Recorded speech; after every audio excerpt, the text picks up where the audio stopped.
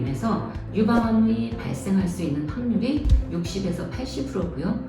그리고 난소암은 20에서 40%가 발생됩니다.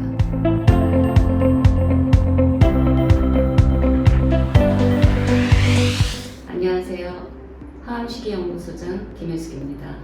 유방암은 세계적으로 발병률이 가장 높은 암입니다. 국제암연구소가 발표한 글로벌칸 2020에 따르면 185개국의 36개 암 중에서 유방암은 2012년에 비해서 24.3%가 상승했다고 합니다. 그러나 우리나라와 세계 유방암 발생률과 사망률을 비교해보면 우리나라는 다른 나라보다 사망률이 적은 걸로 나타났습니다.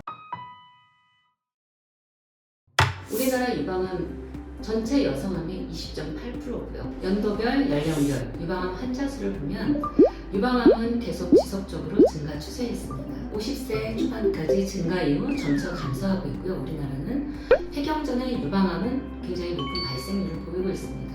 40대 이하 환자의 약 10.5%가 유방암의 발생률을 보이고 있고요. 이 발생률을 보이는 것은 서구에 비해서 2배가 높습니다.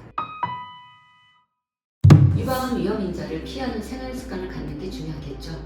위험인자라 하면 이 발병할 수 있는 확률이 굉장히 높다라는 얘기예요.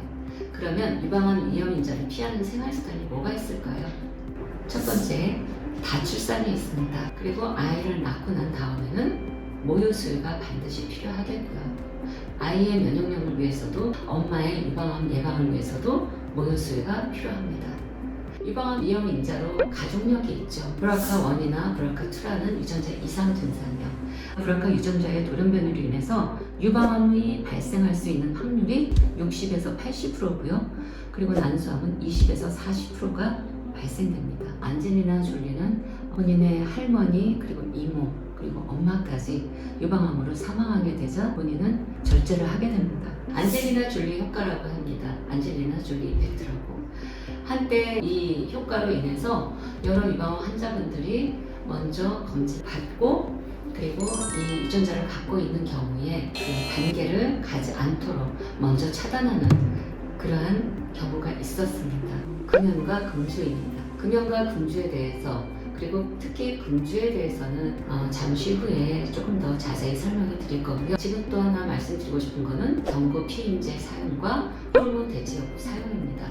경구 피임제는요, 유방암의 위험성을 2배 정도 증가시킨다는 보고가 있었습니다. 하지만 젊은 여성의 경우 저용량으로 경구 피임약을 섭취했을 경우 그거에 대한 위험도는 없는 것으로 보고됐고요.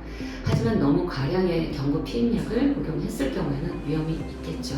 장시간의 호르몬 대체요법을 사용하는 경우가 폐경기 여성의 경우 이것을 많이 사용하게 됩니다. 주의가 요하는 경우입니다.